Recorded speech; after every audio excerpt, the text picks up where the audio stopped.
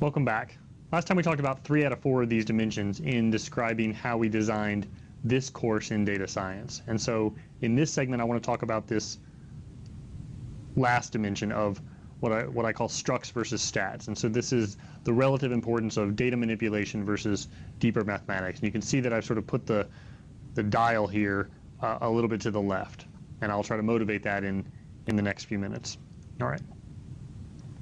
So we already saw one example of this in the first segment where I gave some examples of data science from recent history. And one of these was Nate Silver's prediction of the Electoral College votes for the 2012 U.S. presidential election. And if you recall, this prediction was accomplished by essentially taking the average of the state polls for each state.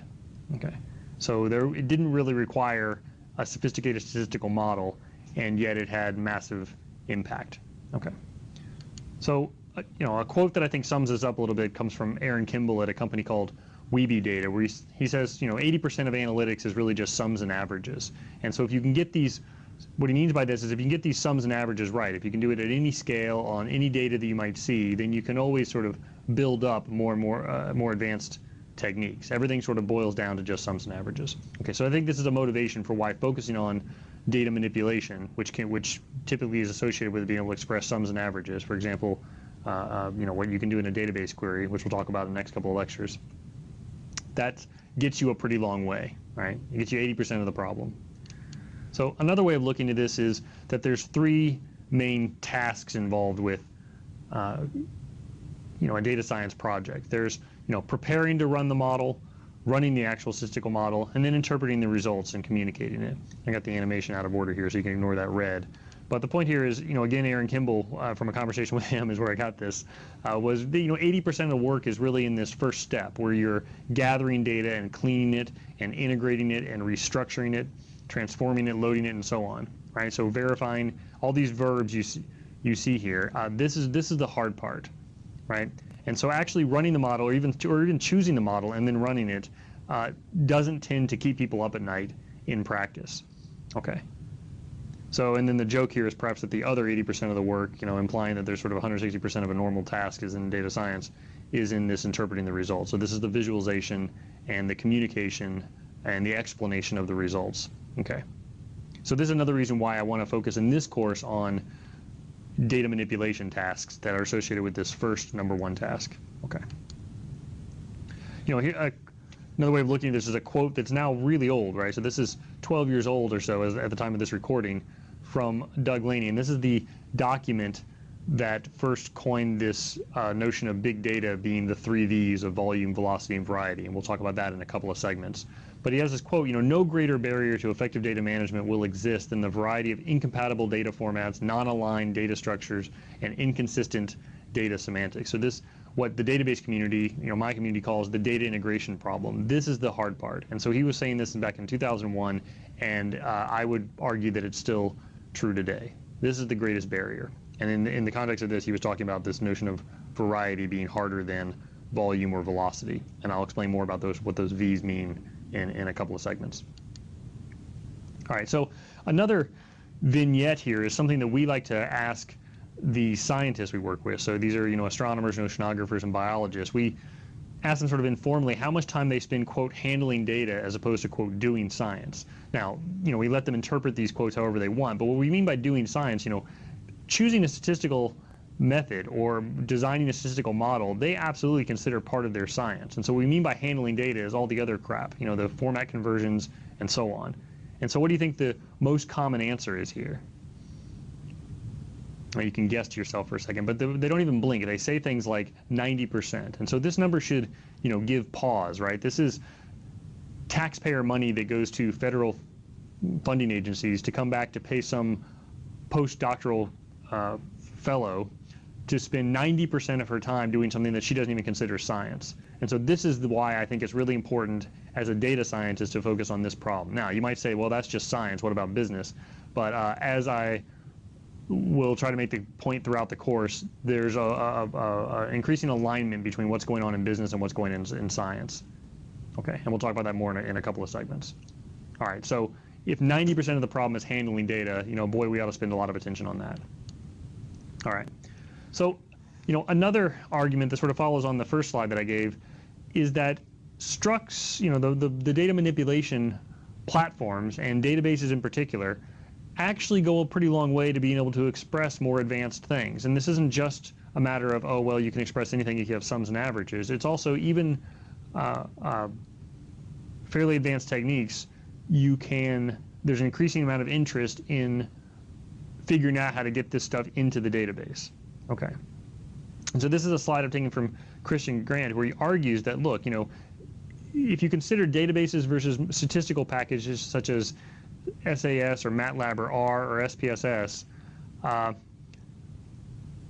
this is what they're doing now. They're downloading data to use in their favorite statistical package, frequently under the assumption that, well, of course I have to, right? Of course that's the only thing that could possibly express this. Well, look, most of these stat packages, the first thing that you'll do is read the data off of disk and load it into memory, and then start calling functions on it. Well, if increasingly data sets simply don't fit in memory on a single machine, certainly not on your laptop. And so you have a couple of choices here. Either you shift into some kind of fancy cluster version of the tools for which they exist for things like SPSS and MATLAB, although they're quite expensive, or you sample the data so that you only can work with a subset that actually does fit in memory. And you'll see this to be very, very common, is that it's just par for the course to take a sample of the data in order to be able to work with it efficiently, right? But the point here is that this isn't really required if you use different packages. If you, in this case, the argument here is that if you can use databases, if you can figure out how to perform your task in the database, you'll get the scalability for free. Moreover, these toolkits don't necessarily have any kind of notion of parallelism, right? So even if it does fit in memory, every machine you buy nowadays has, at least 4 cores in it, and probably more like 8, and soon to be, 12 and 16. So to take advantage of all those cores on your problem is something you're going to be looking for in a package. And this is something that databases can do automatically. Most databases, not all. In fact, the ones you may be familiar with, MySQL and Postgres, typically do not, but other databases will, and we'll talk more about this.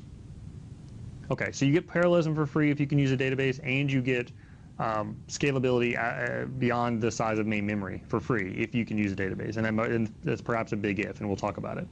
Okay, so let me give you an example here, and you'll actually do this as part of a homework assignment, but can you express matrix multiplication in SQL? And if you can, then I'd argue, well, hey, now any formula that you can express using matrix multiplication, you can perhaps express in SQL by doing this over and over again. Okay, and the answer is yes. And in fact, the simplest version of this is pretty straightforward. So if you haven't ever seen SQL before, don't worry, we'll talk a little bit more about this. But if you have, bear with me. Imagine you have 2 matrices A and B. Oops, I'm using the wrong device here. 2 matrices A and B. And what you want to do is find all the, and the representation of each matrix here is as a row ID, column ID, and value. Right, so that's your relation. Now, this is a very inefficient relation if your matrix is dense. And I'll let you think about why, well, I'll tell you why, and you can think about it a little bit more as well, is that, an implicit representation of this only has let's say you have let's say you have 5 rows and 6 columns, then you only need the 30 values, 5 times 6. But here you have to do 30 row IDs plus 30 column IDs plus 30 values. So you sort of tripled the size of your data relative to, efficient main memory representations. So why would you do that? Well, it turns out that a lot of matrices in practice are sparse, and I put that word right up here at the top. In a sparse matrix, not all the cells actually have a value, and so you don't actually need to store them. And so this representation, in terms of explicitly having a row ID, a column ID, and a value, turns out to be pretty efficient. Okay. And in fact, sparse matrix solvers, this is exactly the kind of representation they use internally. All right, so if you have a sparse matrix, and if you encode it if you represent it in a database, then expressing matrix multiply is not too bad. What you want to do is find all the columns, for each column number in the matrix A, find the corresponding row number in column B, and then add up all the contributions to the new value. And I'll show a diagram of this after. In fact, you know what? Let me skip going into too much detail about this right now, because I'm going to talk about this in detail in preparation for the homework where you'll do this. So right now, I guess the takeaway, what I want you to take away is that representing matrices inside of a database sounds very unusual. It's actually not the world's worst idea. And in part of the readings from this Mad Skills paper, you'll see why. So right now, I just want you to take away that it can be done, and it's not necessarily a terrible idea.